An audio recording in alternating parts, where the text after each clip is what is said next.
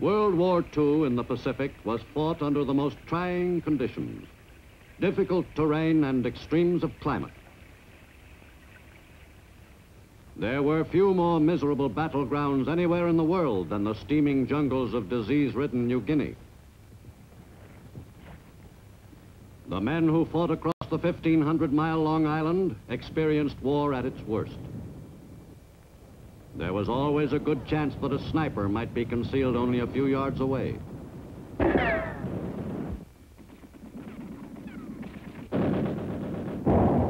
In New Guinea, the Allied fighting man could never be certain that the enemy was in any one place.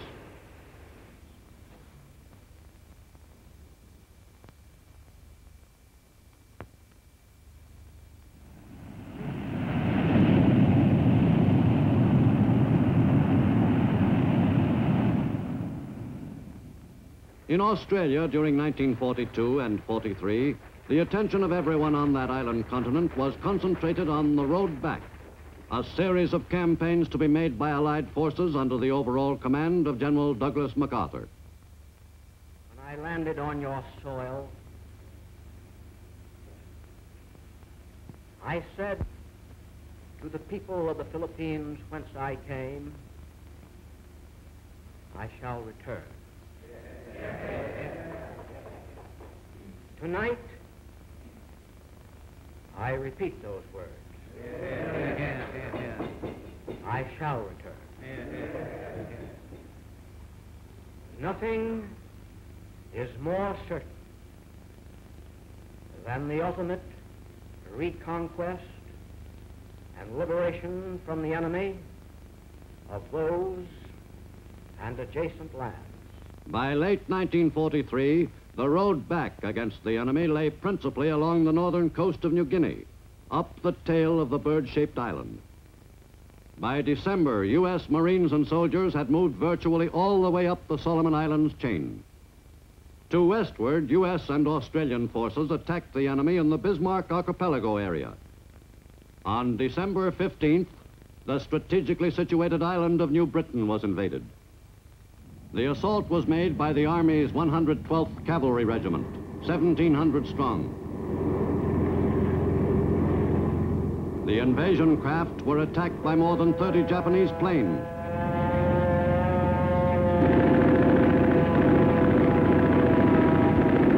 The invasion was carried out successfully, despite intense air activity over the landing beaches.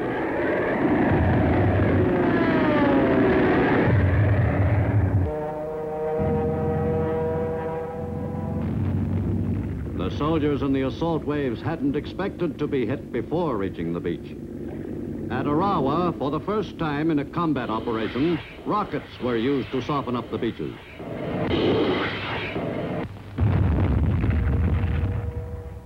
The landings were successfully achieved in spite of the heavy enemy air attack.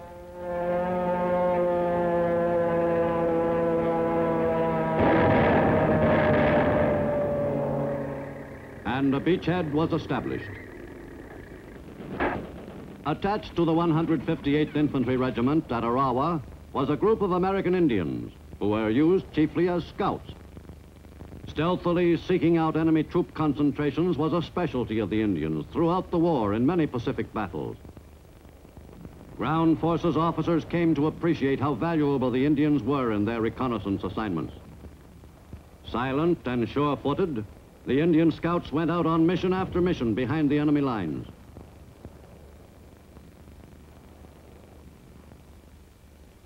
In a war which called for the employment of stealth and deception, the Indians were beating the enemy at his own game.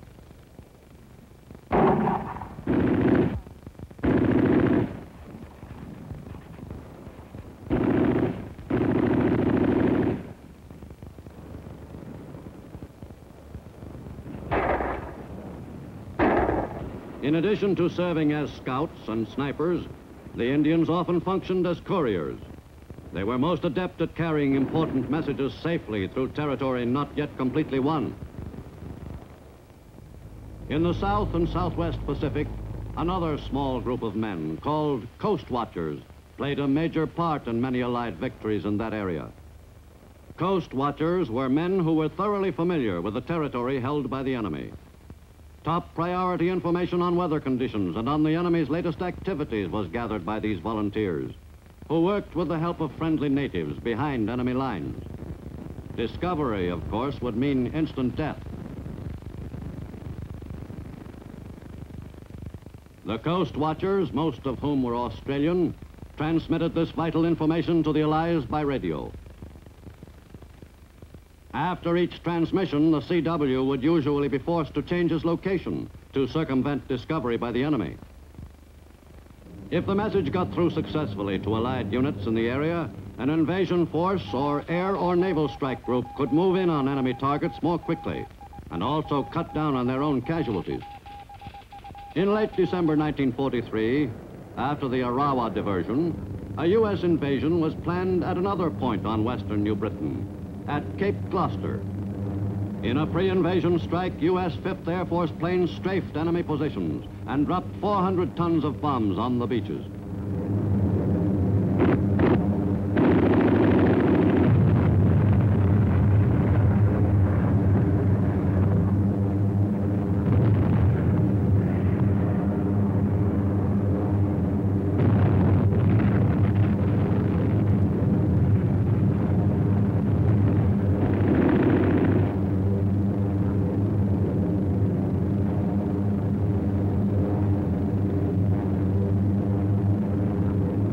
The invasion was begun on the day after Christmas, 1943.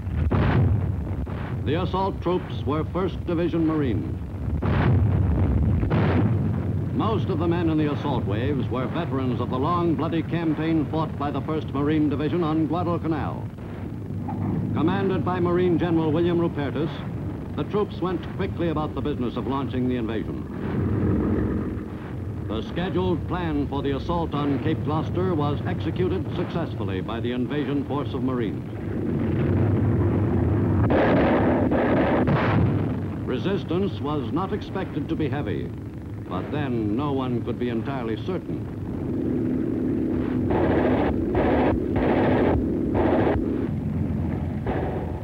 The main landing was made on the east coast of Cape Gloucester. The beaches had been thoroughly softened up by pre-invasion bombardments, and enemy opposition was light. An unusual situation for marine assault waves in the Pacific in 1943. With the beachhead quickly seized, tanks came ashore, and the drive was on for the capture of the all-important airfield. Though the enemy wasn't particularly troublesome for the first few days, the great morass of mud slowed the Marine advance down. But the riflemen, working closely with the tanks, kept pushing inland without pause.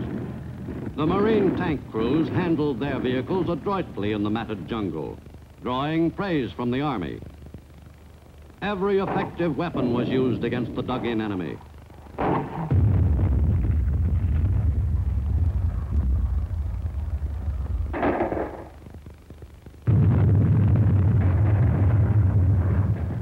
After 22 days, the enemy was largely put to rout.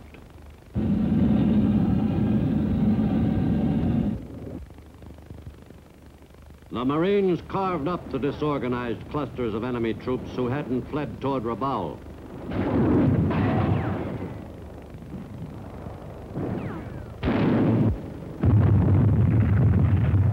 The U.S. had succeeded to complete control of western New Britain. The enemy was fast losing his South Seas empire. The attack on Rabaul on the far eastern tip of New Britain was stepped up in early 1944. Thousands of tons of bombs were dropped on the enemy's one-time stronghold. In a 6-month campaign, U.S. planes knocked out Japan's most powerful base in the Southwest Pacific. Rabaul was rendered completely useless to the enemy. For the ground forces, there was one more important area in the Bismarck archipelago, the Admiralty Islands. The U.S. command decided that they must be taken. Before the actual invasion of the islands, a reconnaissance party went ashore on Los Negros to determine the enemy's strength. For 24 hours, they took stock, and discovered that the island, seemingly deserted though it looked, was actually heavily garrisoned.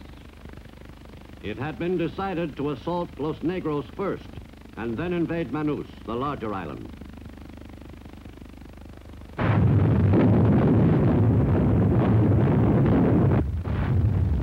The GIs, who were experiencing their baptism of fire, headed toward shore on the morning of February 29, 1944.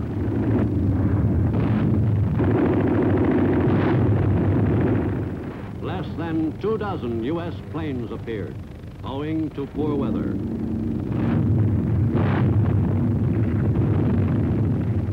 The assault soldiers were expecting heavy resistance on the beaches. A good percentage of the GIs landed successfully, but once ashore, they found themselves in a furious battle against a determined enemy.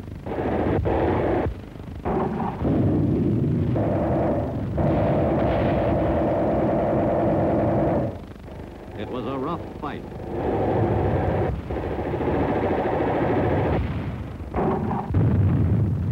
In the campaign on the Admiralties, U.S. ground forces suffered some 1,200 casualties. Thanks to blood plasma and newly developed drugs, many of the men who had been badly wounded were saved. With the capture of the two principal islands in the Admiralties, the entire Bismarck area was sealed off. The U.S. forces now controlled the strategic airstrips, which had been used with great effectiveness by the enemy.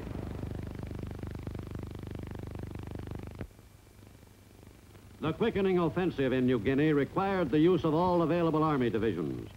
General Frederick Irving sped the 24th on its way into combat.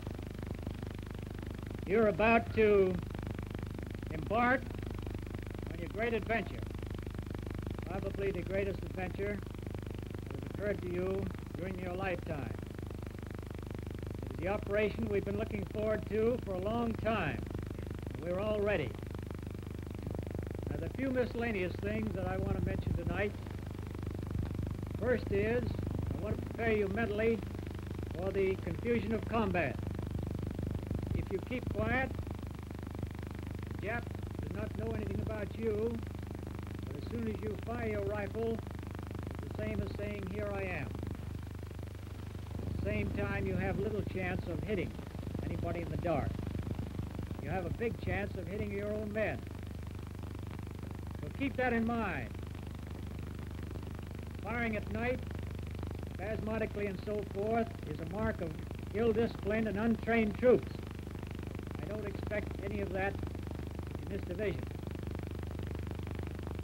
In conclusion, I want to wish you the best of luck in this operation.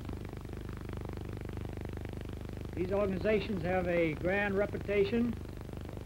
I know that when the story of this war is written, you'll have more than your share of decorations and honors, and that there'll be no units, no combat team that will acquit themselves any better than will this combat team here.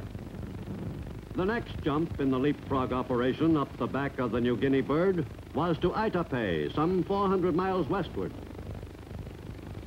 The offensive force was a powerful one, the largest fleet to support any landing in the Southwest Pacific Theater up to this point, accompanied an assault force of some 22,500 troops.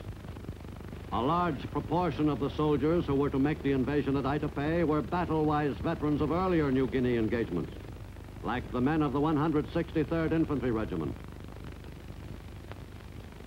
We'd been in a few scraps with the enemy on New Guinea, but nothing this big. This time it looked as though we were really going to throw a punch.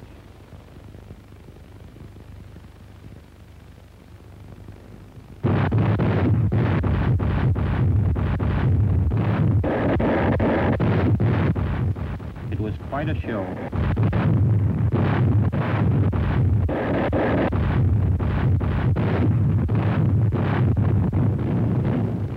The bombardment cheered us all up.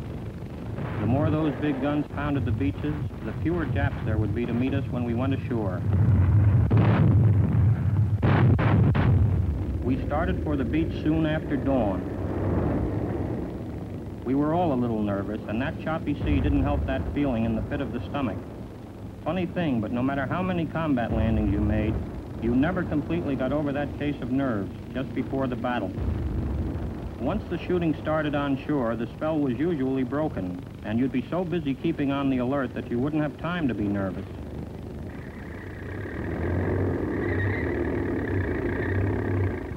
The initial resistance to the landing at Itai was relatively light, but as the battle progressed, U.S. forces were subsequently to cut off and chop up the enemy's entire 18th Army.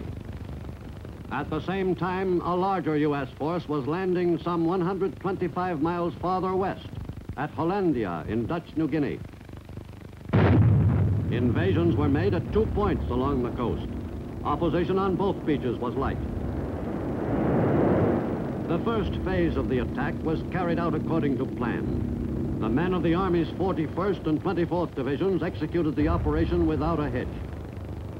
General, the first wave was landed on schedule and had no opposition. Swell. Couldn't be better. Thanks. The plan called for the troops to drive quickly inland toward the 3 airfields, which were the principal objectives. In the ooze of the northern New Guinea coastal area, the troops were faced with a serious transportation problem. Now and then, the GIs encountered the enemy. But they offered no serious problem. With the 2 invasion forces linked up, the sought-after airfields in the Santani area fell to the U.S. after only 5 days. But it soon became apparent that because of the swampy terrain, the strips could not be built into major bases.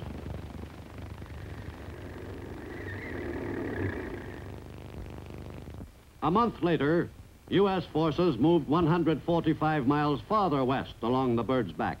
By seizing an area on the New Guinea coast at Toom, artillery could be employed to shell the real objective, the island of Wakta, 2 miles offshore. From the beachhead near Toom, assault troops launched the shore-to-shore invasion of Wakta Island. Spearhead of that assault was the 163rd Infantry Regiment, the same men who had landed at Itai 3 weeks earlier.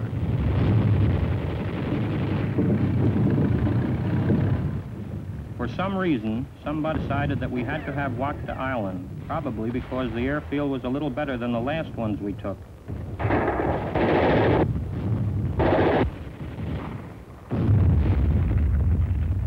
It was a short but tough battle. The enemy troops on Wakta were well dug in, and we had to use our most efficient weapons for getting at them and knocking them out of the battle. We killed almost 800 in the 2-day fight on Wakta. 8 days later, U.S. soldiers made still another landing at Biak, 180 miles westward in Gilvink Bay. Just before the landing, the rocket ships went to work. Rockets were proving more effective than naval gunfire in last-minute bombardments of the invasion beaches.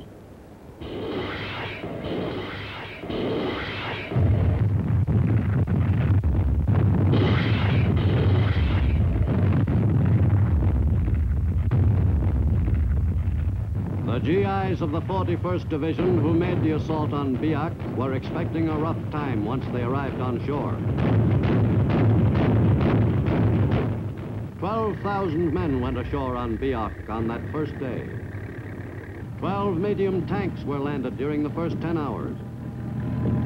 The battle at Biak didn't get started in earnest until the U.S. force was well established ashore. U.S. Shermans were to play a responsible part in the Allied victory in the pitched battle. Biak turned into one of the most hotly contested engagements in the Southwest Pacific Theater. The enemy refused to surrender the island. 2.5 weeks after the battle on Biak began, General Robert L. Eichelberger was placed in command of the ground forces, with orders to bring the bloody fight to a successful conclusion. For the second time in New Guinea, General Eichelberger cleaned up a messy operation. In early July, another hop to Numfur Island carried the U.S. drive 80 miles still farther west. The small island in Gilvink Bay was invaded by some 7,000 GIs of the 158th Regimental Combat Team. The assault force expected to encounter heavy opposition on the only beach where a landing was feasible. But the initial beachhead was established quickly and with comparative ease.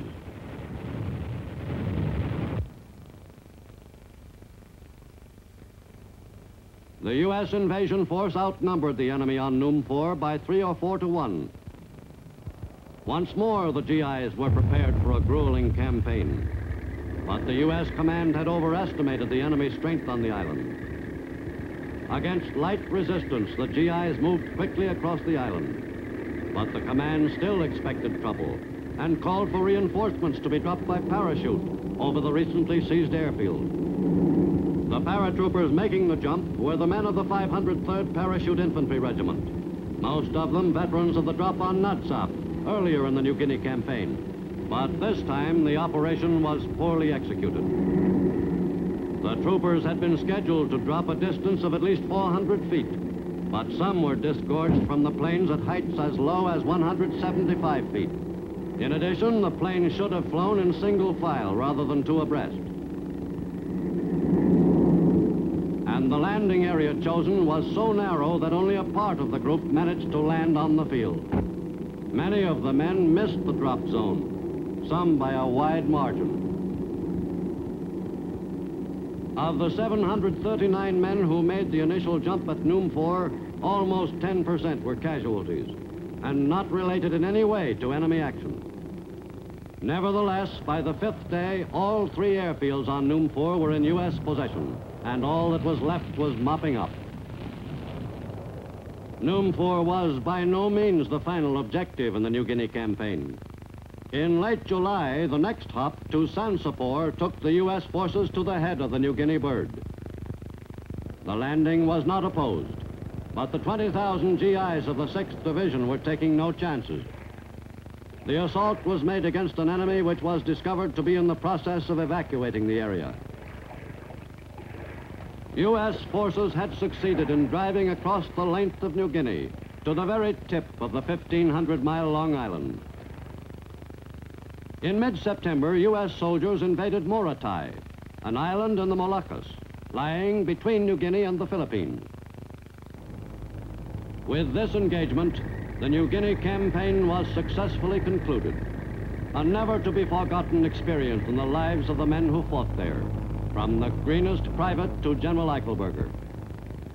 Historians will state that the two-year fight for New Guinea was one of the toughest in modern warfare. I agree with them. The men who served under my command in New Guinea from 1942 until late 44 fought day and night under conditions which would have broken the spirit of less stout-hearted troops. Fighting on that terrain in that abominable climate and against an enemy as resourceful as the Japanese was tough enough, but the tropical diseases, malaria, dengue fever, scrub typhus, jungle rot, provided the finishing touches. The fact that we won that most vital island after some 20-odd months of dogged battling is a tribute to the fighting qualities of the American soldier. While my gratitude goes out to our brothers of the Navy and Air, as an infantry commander, I must say that New Guinea was a war of infantrymen, United States and Australia. And by virtue of our victory on New Guinea, the invasion of the Philippines was made possible.